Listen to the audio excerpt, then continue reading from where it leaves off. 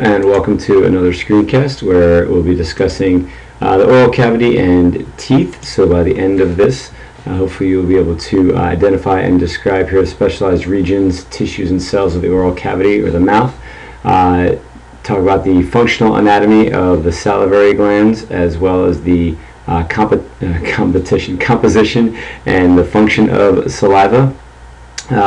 And a little bit about teeth here, the deciduous teeth and the permanent teeth, and then the anatomy of a tooth. Right.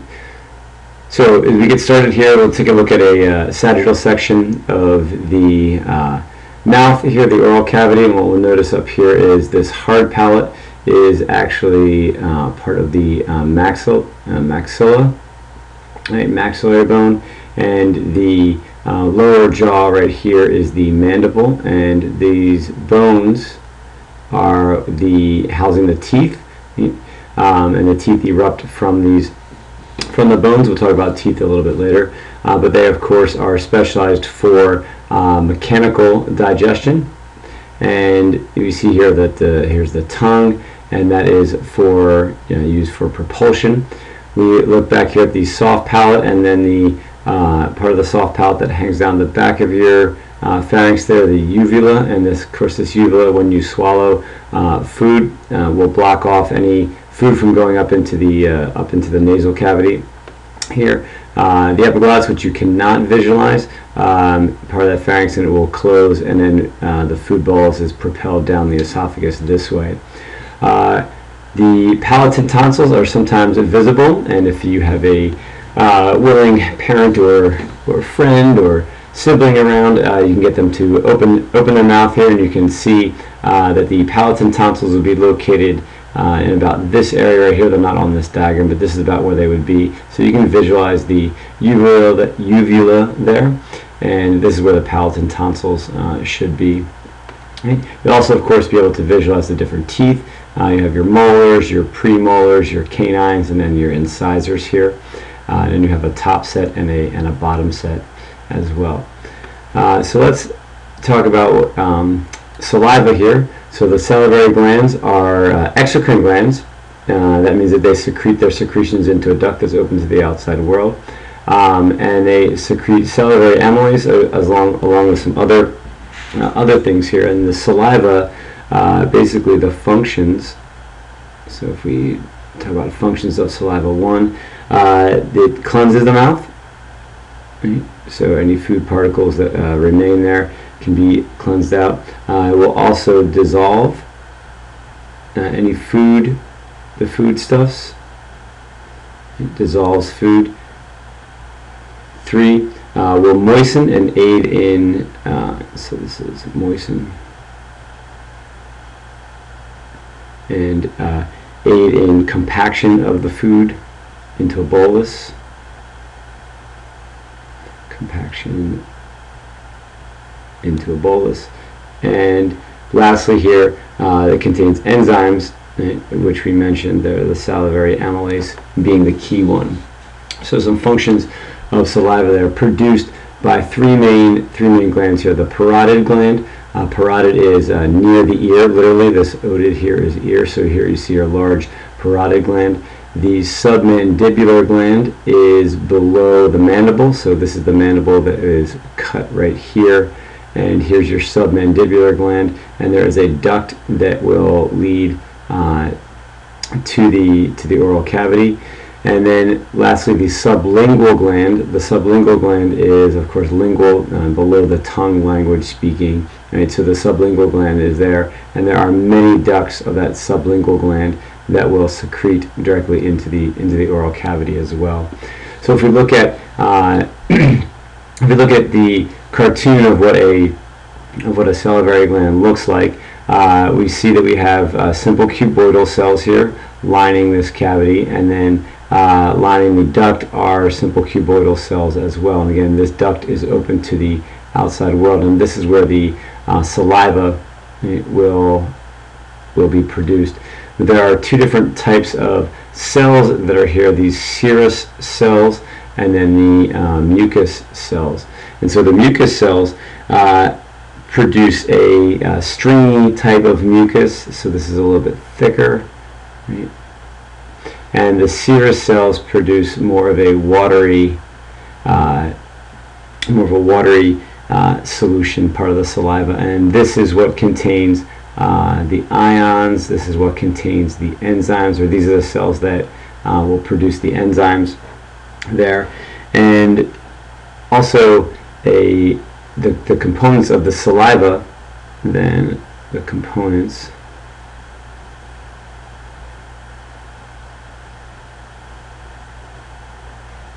of saliva. It's mostly water, right? So about 97 to 99% water. Again, we said that there are lots of ions, sodium ions, chloride ions. There is a protein, especially produced by the mucus cells, a protein called mucin, which makes the saliva a little bit thicker. There are enzymes called lysozymes, as well as antibodies, IgA antibodies here. And the lysozymes and the antibodies will, of course, play immune roles and protective roles. Right? So if you get any bacteria, viruses in your mouth, those things are helping to deal with and take care of those as they enter. As well as has been shown a little bit in humans, we'll put just a little asterisk there, there has been shown to be growth factor in other mammals, saliva, that aids in repair. So when animals are wounded, they tend to lick their wounds, and licking the wounds is actually helpful because there's growth factor in there, and that growth factor is signaling the cells in that area of that wound to actually repair themselves, and are aiding that repair. So you have all of these components that are produced by these cells here, the mucus cells and or these serous cells, and when signaled, the salivary glands will produce this, and they can produce over the course of a day anywhere from 1 to 1.5 liters worth of saliva in a day. That is just average, but of course can be signaled to produce more, and of course the nervous system is responsible for this. And so this is primarily the job of the parasympathetic nervous system. And the parasympathetic nervous system, when it is stimulated, is of course as we discussed earlier, the rest and digest. So this makes sense that saliva will be produced.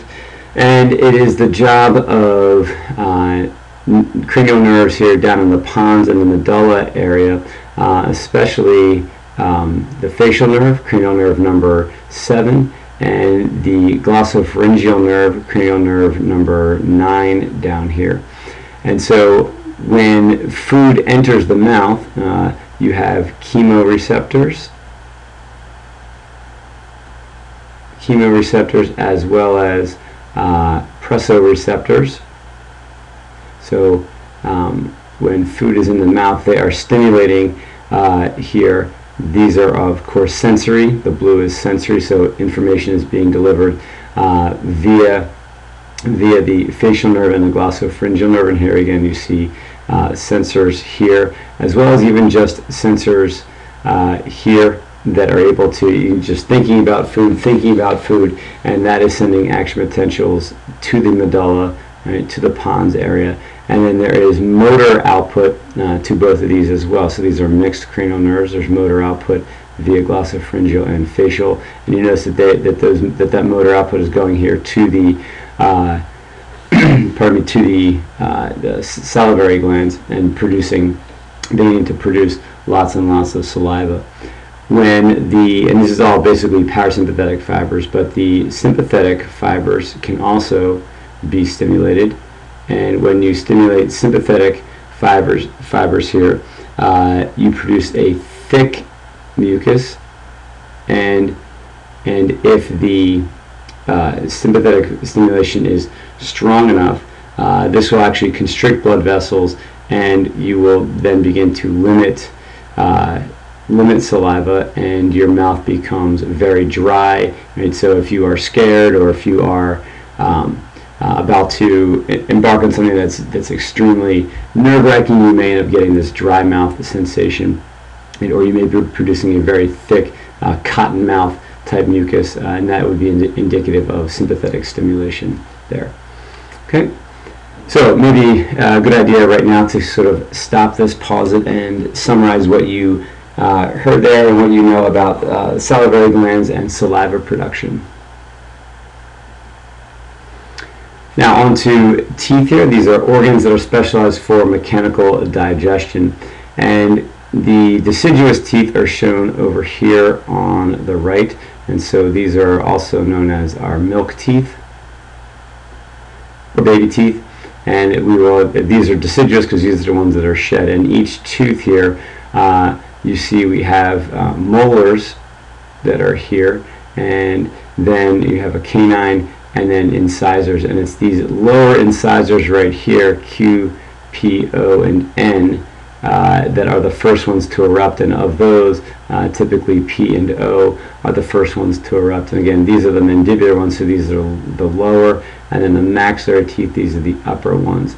And here you see the associated time frame by which these erupt. Right? And so this is the teething pains, etc. Now, as adult teeth over here, again, mandibulars on the bottom, maxillars on the top, and each tooth here has an individual number. So when you go to the dentist, they probably have a little chart there, and if you have an issue with a tooth, then they talk about that tooth by number. So teeth that we have as adults, again, and you are probably you as late teens here, going to be getting your third molar here, or your wisdom tooth. And again, if you look down here, the time frame here, anywhere between 17 and 25 years, and these oftentimes are the ones that are impacted and that do not rupture through the bone but begin to grow and then actually need to be surgically removed because they can cause a lot of pain, etc. Okay.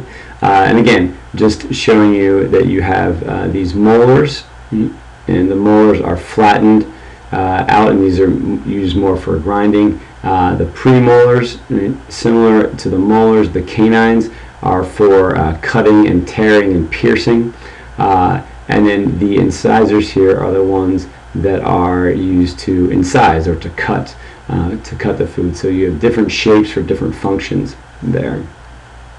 So if we look at the anatomy of a tooth, here it is in longitudinal section, pardon me, and we see here that the cusp is the edge, the flattened edge of the tooth. And we'll talk about here enamel, which is the hardest substance in the body.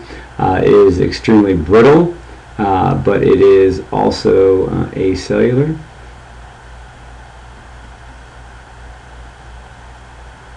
Acellular here. And the enamel is protective, right? And it is heavily mineralized, which makes it hard.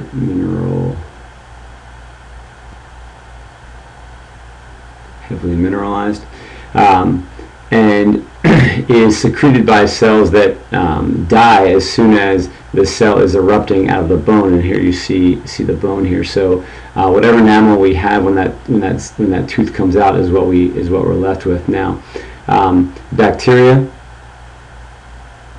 that are digesting sugars and things that may be left on the tooth will be metabolizing that, and they produce lactic acid, and that lactic acid will begin to can actually break down that mineral and break down the enamel, and then you end up getting a carie. Right? And that carie is a rotten area, right? So this carie is a cavity, right? And so you get a breakdown there of the enamel, or a wearing down of that enamel, and you get more bacteria growing in there, and that's going to then demineralize that enamel, and then actually get to the next layer down there, which is the dentin.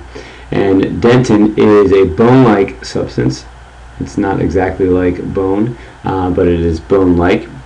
And there are cells in there that secrete the dentin, and so they don't show you that detail here, but the cells in here would be the cells that are secreting dentin, and they are odontoblasts.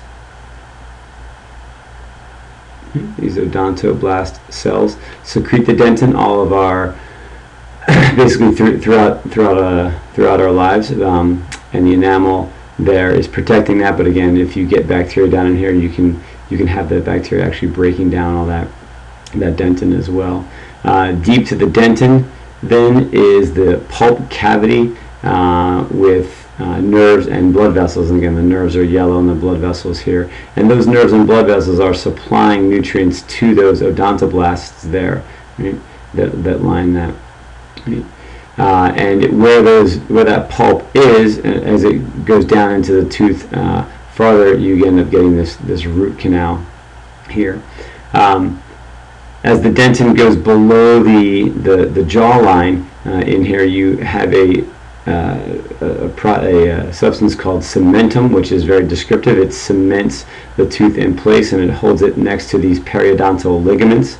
And so you have ligaments that are connecting the teeth via that cementum and the dentin right in there to the bone.